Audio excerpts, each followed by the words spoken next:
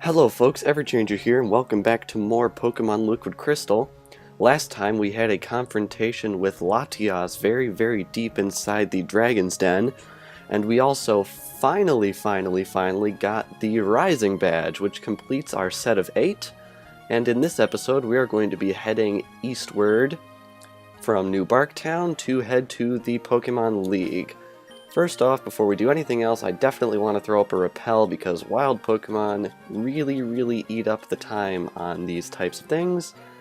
Where's my super repel or max repel or whatever? Max repel, here we go. Oh wow, okay. I'm already on top of things, awesome. So as we head out here, I want to apologize, I suppose, for not having a few videos this past week. Honestly, the Omega Ruby Alpha Sapphire hype was a bit too real for me, so I definitely didn't think I'd be able to record sensibly, to be honest, just because I was so dang hyped for that game. Alright, we need to throw up a repel now, so let's do that. But yes, now that the game has been released and I have made my way through the main story, I haven't completed the Delta episode yet, but I'm in the process of it. But now that I've completed the main story, I think I'm going to do a bit of catch-up. So you might notice that this episode is actually coming out on a Tuesday. And you'll be like, David, why is it coming out on a Tuesday? Videos always release on Mondays and Thursdays. Well, since I skipped a Thursday and a Monday this past week, I think I'm going to release content on Tuesday and Wednesday of this week in addition to Thursday. And the only real reason I'm able to do that at all is because I am currently on Thanksgiving break, which gives me a little bit more time.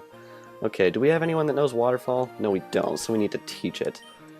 So yeah, as I'm teaching it, I might as well say that not only am I going to be releasing videos on Tuesday, Wednesday, and Thursday this week, but Rio the Lion is also going to be coming home for Thanksgiving, which means we should be able to get together and record some content, which is going to be very cool.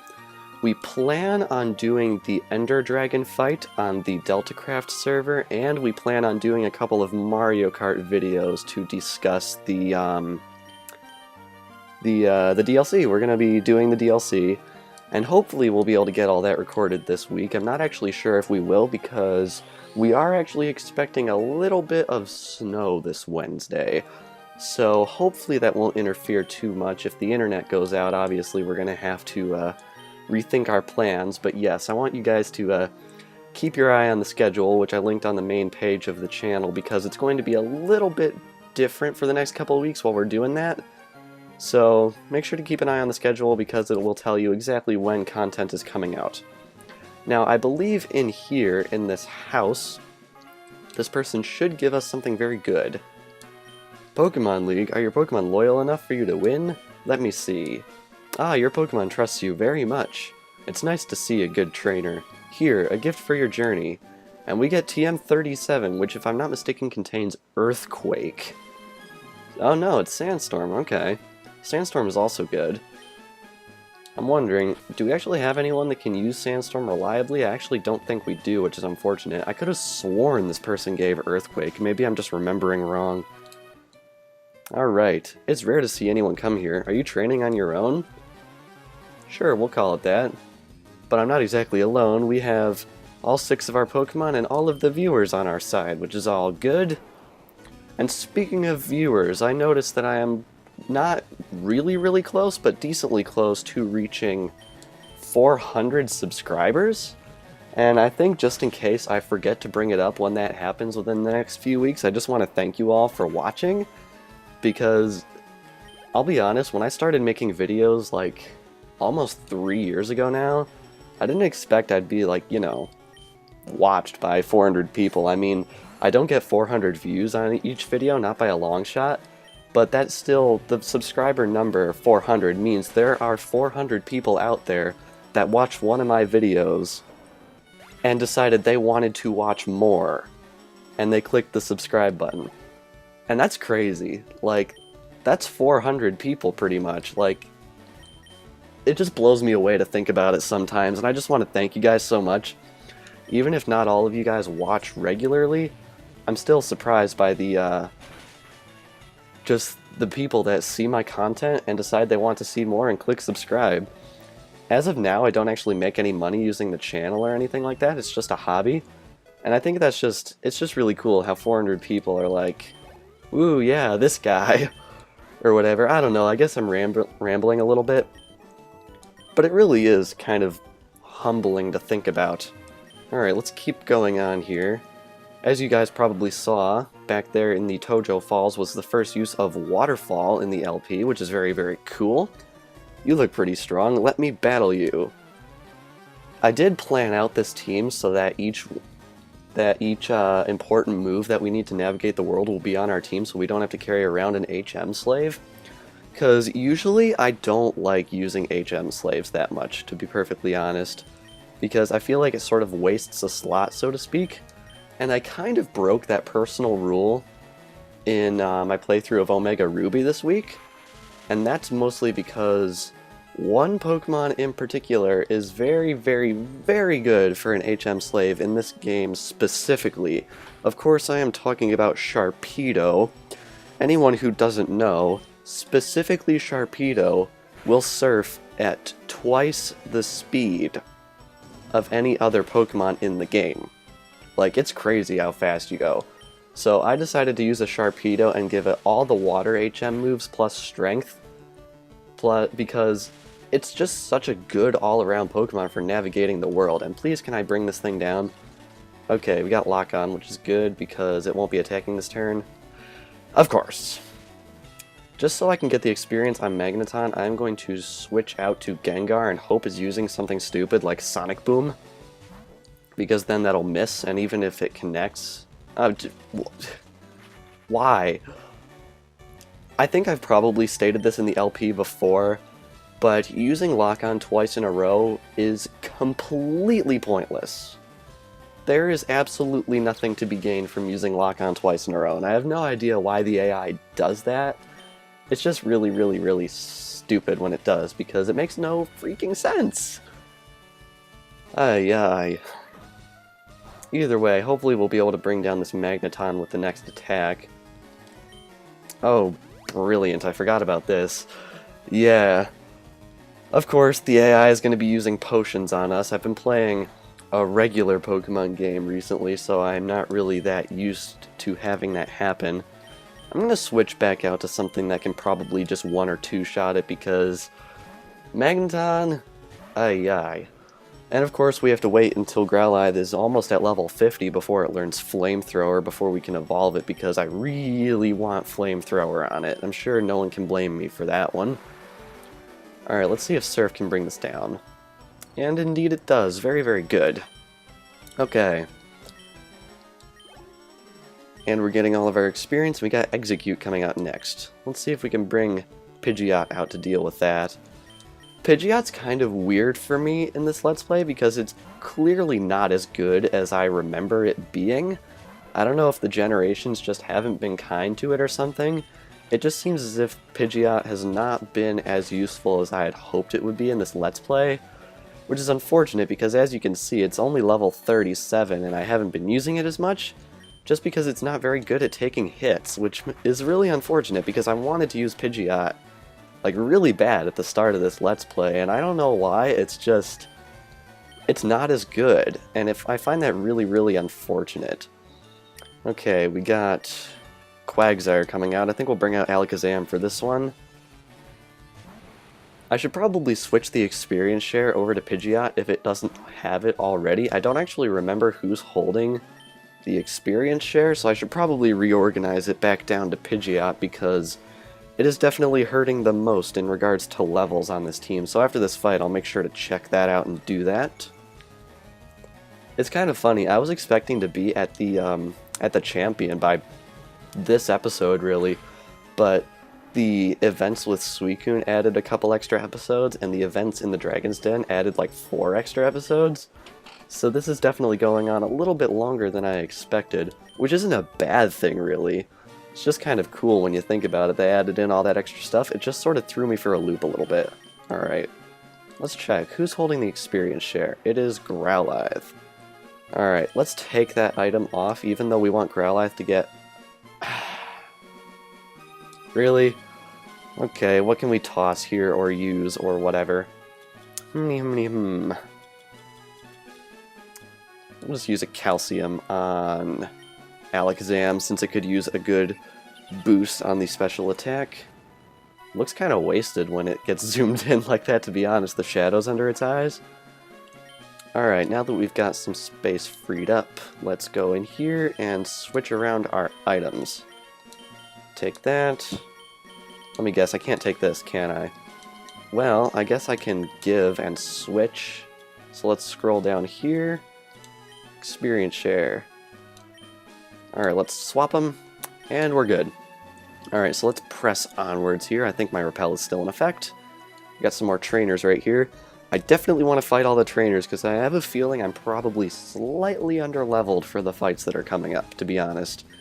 Because in the original Pokemon Crystal, the strongest Pokemon in the Elite Four was level 50.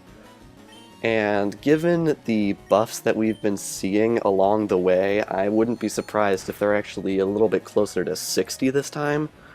And that makes me a little bit nervous because none of my Pokemon have broken 50 yet. So that makes me a little bit nervous.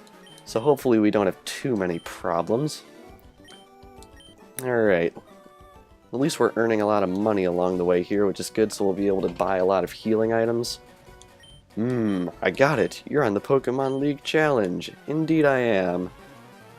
I don't know what anyone who wasn't on the Pokémon League challenge would be doing on this route here, but alright. Okay, I remember this guy. This guy is a Starmie. It's funny, I actually remember a lot of the trainers on this route, a lot of the trainers in the whole Pokemon Crystal, actually, because I just played it so much when I was younger. It's kind of crazy how much I remember. Alright, I remember this guy being a little bit of a pain in the butt if he didn't have the right moves, but hopefully we can make contact with Spark here.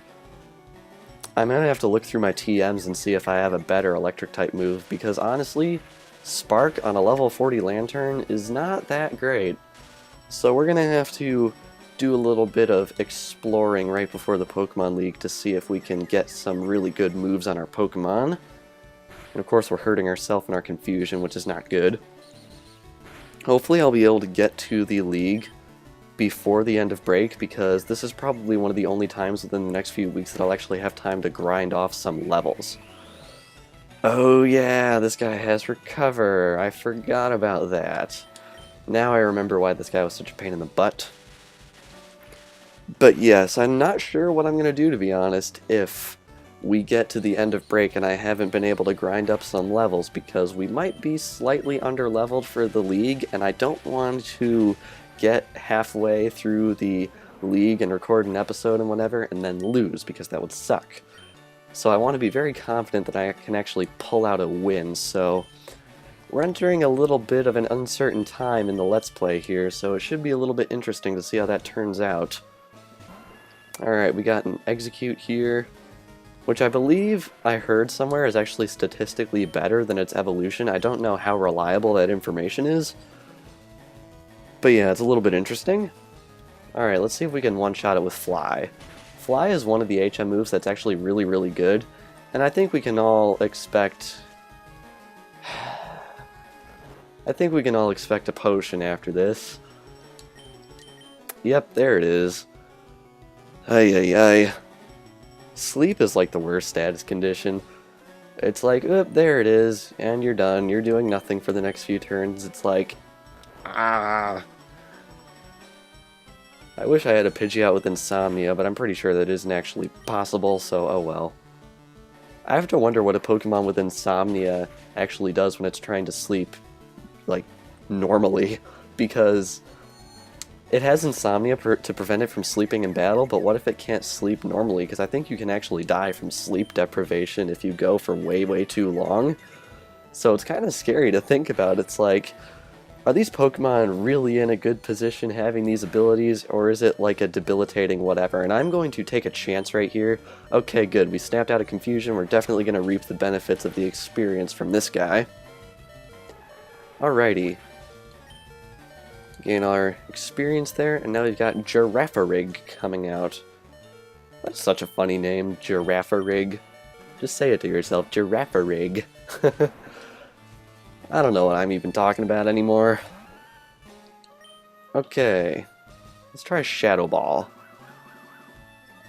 It's weird, Girafarig's sprite here seems a little bit bulkier than it is in later generations. Like, the thing's practically a toothpick in Generation 6, so it's kind of strange to see it seem a little bit, I don't know, muscular here? I don't know what I'm talking about. Oh, duh, I'm stupid. I'm stupid. It's part normal type. Hang on. Apologies for that. You were probably screaming at your screen for the past couple turns. I guess I just wasn't paying attention. I was just like, oh, Psychic, I'll just use Ghost-type moves on it. Nope. Man, that was probably one of the biggest brain farts of the LP so far.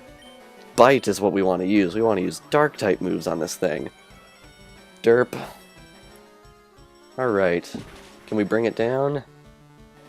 Oh, that was close. Man. But he's already used his potion for this battle, so we can definitely just bite it one more time, and it goes down. Alright, that's good. Gain our experience, of course, and yet another trainer on the road to the League has been defeated. Very, very cool. Alright, let's keep going here. I think we're nearing the end of Route 27. I'm going to fight this person just for the experience. I think what I'm going to do is I'm going to try and do one episode for Route 27 and one episode for Route 26. And then we'll see what's up with the Victory Road in this game, because some hack remakes of Gold, Silver, and Crystal like to make the Victory Road significantly more challenging. But then others, like perhaps this one, I don't know, might want to do a more faithful recreation of the Victory Road, and I'm sure a lot of us remember how in Generation 2 the Victory Road was a bit of a joke and you could get through it in like 5 minutes. But of course there's probably something awaiting us at the end, as there was in the originals, that will make sure that we have a full episode's worth of content there, which is good. So I think in a few more episodes we are going to be fighting the Elite Four, which is pretty crazy. I honestly didn't think this would go that far. To be honest, when I started it, I thought it was just gonna go a while and I was just gonna sort of get disenchanted with it and then stop. But I've actually really been enjoying this ROM hack so far, which is good. I'll be honest, this is the furthest I've ever gotten in any ROM hack ever. It's kind of funny. I've played ROM hacks before, but I've only ever gotten like short of the way into it, and then I've just sort of stopped. Like, I've got a save file for a hack called Pokemon Light Platinum on my computer here, and I've only got like 1 or 2 badges in it. I think the furthest I've ever gotten in a non-official Pokemon game is, it was not a hack, it was actually a game created in RPG Maker, which is, I guess, like RPG creator software, called Pokemon Omicron. And I've got 4 badges in that, I think. But I haven't played that in quite a while either. But yeah, it's pretty interesting to think that, I guess, recording this game and sharing it with the world is what pushed me to get through it. It's kind of like a cycle. Alright, Cool Trainer Reno was defeated. That might have been the last trainer in this route. If not, then second last. Okay, we are now on Route 26. Route, I don't know, I kind of go in between. So, I think after all of these fights on our way to the Pokemon League, we are going to end it off here. I'm sorry it wasn't a bit of a big development story-wise, but I think we've had quite a bit of story development recently, and I think it's good to have a little bit of a laid-back episode for once. So next time on Pokemon Liquid Crystal, we are going to be continuing our way through this pair of routes, and hopefully be getting to Victory Road. And I will see you guys next time.